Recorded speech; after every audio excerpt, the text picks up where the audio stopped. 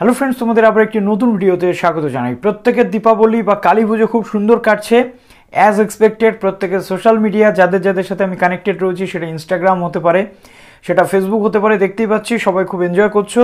Enjoy করাটাই স্বাভাবিক।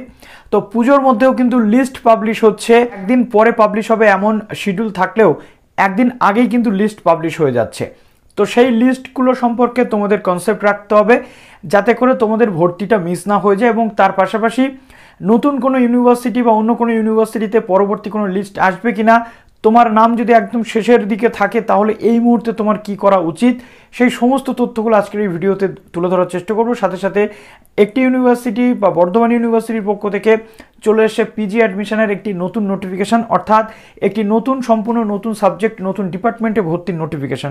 তো সম্পূর্ণ তথ্যটা এই ভিডিওতে আজকে তোমাদের দিতে চলে এলাম। যারা নতুন আছো এই চ্যানেলে, অবশ্যই চ্যানেলটিকে সাবস্ক্রাইব করে পাশে থাকা বেল আইকনটি ক্লিক করে দাও, যাতে সমস্ত তথ্যগুলো তোমরা টাইম টু টাইম এখান থেকে পেয়ে যাও। তো ক্যালকাটা ইউনিভার্সিটিতে আমরা জানি যে 29 তারিখ নাগাদ আসতে চলেছে এমএ এবং এমকমের লিস্ট, কিন্তু তার আগে আমরা দেখতে পাচ্ছি যে এমএসসির লিস্ট 26 তারিখ অর্থাৎ আজকে পাবলিশ হওয়ার কথা ছিল, কিন্তু 25 তারিখে সেই লিস্টটাকে পাবলিশ করে দেওয়া হয়েছে ক্যালকাটা ইউনিভার্সিটির পক্ষ থেকে। কিন্তু শুধু তাই নয়, সেই 25 তারিখের লিস্ট পাবলিশ হওয়ার সাথে সাথে কিছু কিছু সাবজেক্টের কিন্তু এখনও পর্যন্ত ডোমেন আমরা দেখতে পাচ্ছি না, অর্থাৎ সেখানে ক্লিক করার সাথে সাথে আমরা যেটা দেখতে পাচ্ছি যে সেখানে ব্ল্যাঙ্ক হয়ে যাচ্ছে। তো মেবি আজকে সেটা ঠিক হলেও হতে পারে, আর না হলে সিট যদি না থাকে, সেখানে ভ্যাকান্সি না থাকলে কিন্তু আসবে না তোমাদের লিস্ট। তো 26 তারিখ অর্থাৎ 27 থেকে 29 তারিখ পর্যন্ত তোমাদের চলবে ডকুমেন্টস আপলোডিং বা অন্যান্য যে আন্ডারটেকিং আপলোডিং থেকে শুরু করে এভরিথিং। তো সাইটে গেলে, ওয়েবসাইটে গেলে তোমরা লিস্টে চেক করে দেখে নিতে পারবে, যেমনভাবে লিস্ট চেক করতে হয় অলরেডি বহুবার দেখিয়েছি।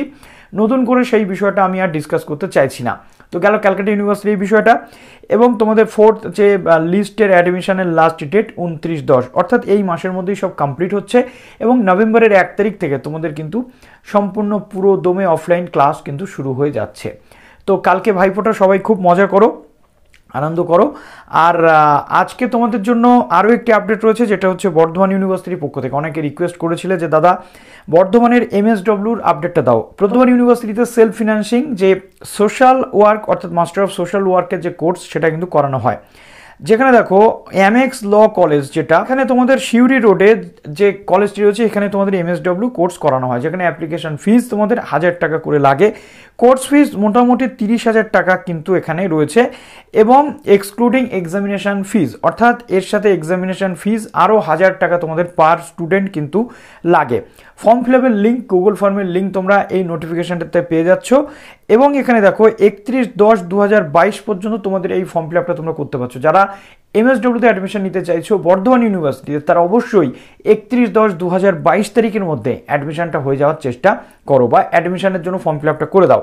এখানে যে তোমাদের বর্ধমান ইউনিভার্সিটির যে অ্যাকাউন্ট ডিটেল দেওয়া রয়েছে, যেখানে তোমাদের টাকাটা ট্রান্সফার করতে হবে, তো এই সমস্ত বিষয় তোমাদের এখানে দেওয়া রয়েছে। টোটাল 50টা সিট এখানে থাকে। এলিজিবিলিটি ক্রাইটেরিয়াটা একটু বলে দিই। প্রথমত অনার্সে 50% মার্কস থাকলে তোমরা কিন্তু আবেদন করতে পারো, অর্থাৎ যে কোনো সাবজেক্টে অনার্স গ্রাজুয়েশন তোমরা থাকলে তোমরা এখানে আবেদন করতে পারো। এবং অনার্সের মার্কস থেকে শুরু করে তোমাদের যে উচ্চ মাধ্যমিকের মার্কস, এইভাবে পরপর। তারপর দেখো তোমাদের অনার্সে 50%, তারপর তোমাদের উচ্চ মাধ্যমিকে 30%, মাধ্যমিকের থেকে 20% মার্কস নিয়ে এইভাবে ইকুইভ্যালেন্ট করে কিন্তু করা হবে। এবং এখানে তোমাদের ক্লাস বা সমস্ত বিষয় সেগুলো 7/11/2022 থেকে শুরু হচ্ছে। তো এইভাবে সমস্ত প্রসেস হবে, এবং সিলেক্টেড ক্যান্ডিডেটদের জন্য একটা লিস্ট কিন্তু পাবলিশ হবে তোমাদের, যারা তোমরা সিলেক্টেড হবে। তো এইভাবে পুরো প্রসেস। এবার বলতে চাইবো যে যে ইউনিভার্সিটিতে এখনও তোমরা চান্স পাওনি, তোমাদের মার্কস অনেকটা পিছন দিকে রয়েছে, তারা কি করবে? দেখো, প্রথমত অলমোস্ট প্রত্যেকটা ইউনিভার্সিটি 7টা 8টা 9টা পর্যন্ত লিস্ট প্রায় বেরিয়ে গেছে। এই প্রত্যেকটা লিস্টে এখন দেখবে নতুন লিস্টে 1জন থেকে 2জন করে কিন্তু লিস্টে নাম আসবে, কেননা সিট অলমোস্ট শেষের পথে, সিট শেষ হয়ে গেছে। একটা দুটো করে যা ফাঁকা থাকবে সিট, যদি কেউ অ্যাডমিশন না নেয়, সেই ভ্যাকান্টগুলো পূরণ করার জন্য 1-2 করে নাম আসতে থাকবে। এমতো পরিস্থিতিতে তোমরা যদি মনে করো যে এই যে মার্কস নামছে, আগামী 2-3টে লিস্টেও তোমাদের নাম আসা সম্ভব নয়, সেক্ষেত্রে তোমাদের কাছে বেস্ট চয়েস কিন্তু ডিস্টেন্স এডুকেশন, যেটা তোমাদের north Bengal university, Bardhaman university, Rabindra Bharati এবং কল্যাণী ইউনিভার্সিটিতে ডিস্টেন্স অ্যাডমিশন চলছে। এই মুহূর্তে তোমরা কিন্তু ডিস্টেন্সের জন্য আবেদন করতে পারো এবং অ্যাডমিশন সেখানে নিয়ে নিতে পারো। যেমন দেখো আমরা যেটা দেখতে পাচ্ছি বর্ধমান এবং রবীন্দ্রভারতীতে ডাইরেক্ট অ্যাডমিশন চলছে, তোমরা চাইলে সেখানে অ্যাডমিশন নিয়ে নিতে পারছো। এবার তোমাদের প্রশ্ন থাকবে দাদা অ্যাডমিশন নিলে ডিস্টেন্সে আমরা স্কলারশিপ পাবো কিনা?